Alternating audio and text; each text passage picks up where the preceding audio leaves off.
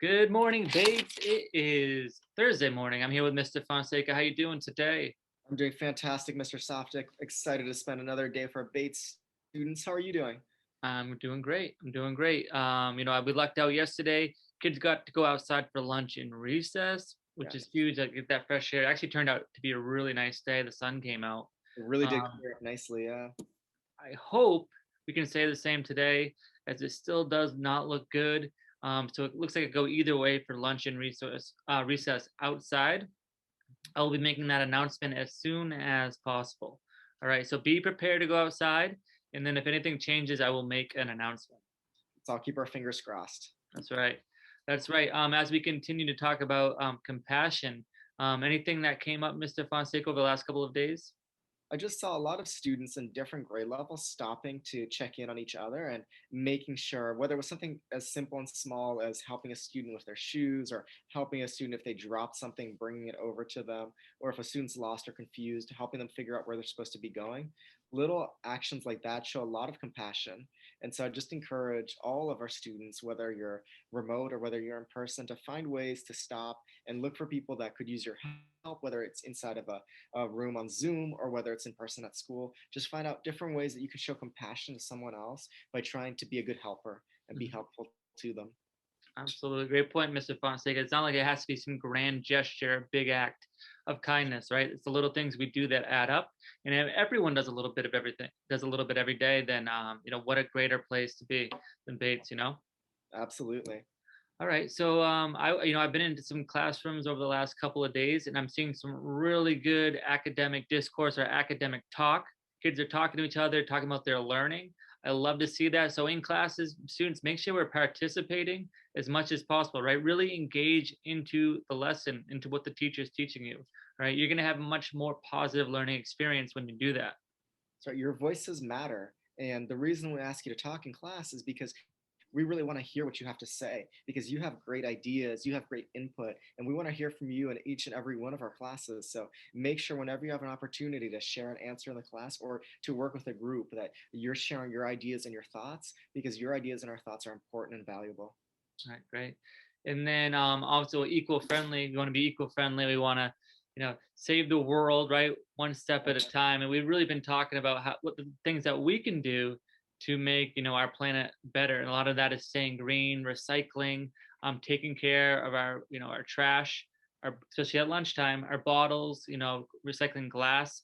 And so our trivia question for today actually has to do with plastic that is not recycled. So, as you may or may not know, there is a lot of plastic in our oceans. So, ocean is that salt water, those big bodies of water on our coast that some of you may be able to look out your window and see sometimes. All right. So, the question for today is how many tons of plastic are in our oceans?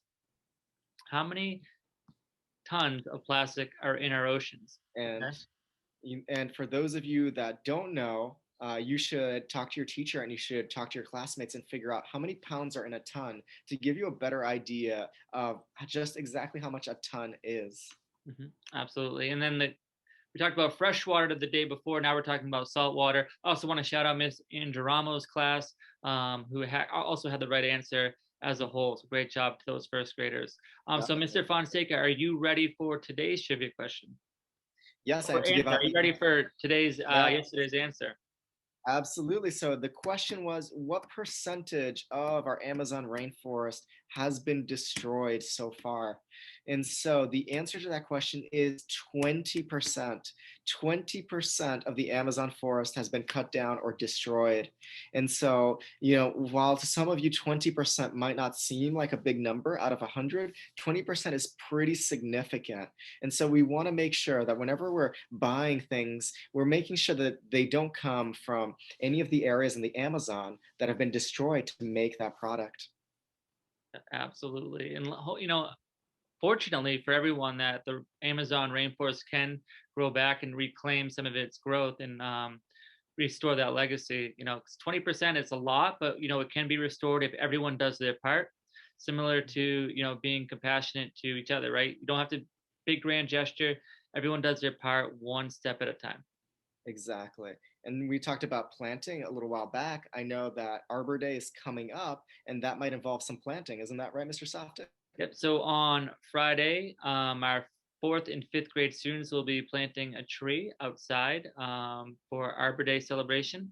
And then we're also getting about 250 seedlings that are going to go to students.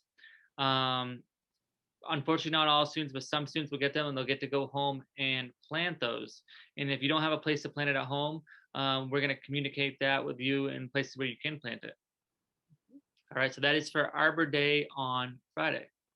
Perfect. All right. Anything else, Mr. Fonseca? I think that just about wraps everything up, Mr. Softic. Would you like me to take it away? I would love for you to take it away. All right. So, as always, it's a great day to be great.